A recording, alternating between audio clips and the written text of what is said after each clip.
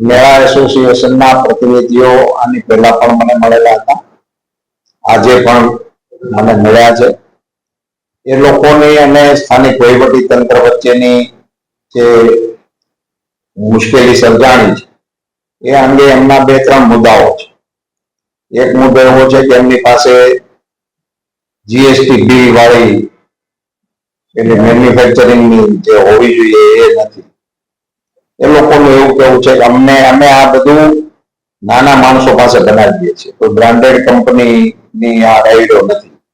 જે લોકોએ permanent install કરવાની હોય છે એ લોકોને આ બધું પરવડે, પણ આ પ્રકારની સાદી રાઈડો અમે બનાવતા હોઈએ એટલે એક પ્રકારની દેશી સનેડા ટાઈપનું આ એમનું કામ છે, એટલે અમારી પાસે એના એ લાયસન્સો નથી.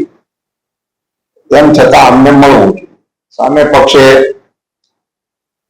અધિકારીઓ એ કાગળ ઉપરની એસઓપી ઉપર અટકીને ઉભેલા છે.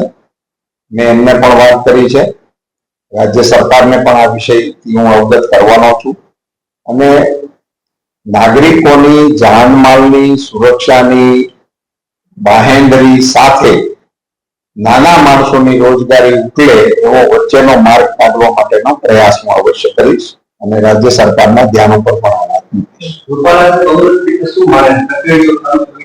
મારો મત છે કે એને ચાલુ કરવા, કારણ કે સર જામનગરમાં બધી જગ્યાએ મંજૂરી ખાલી રાજકોટ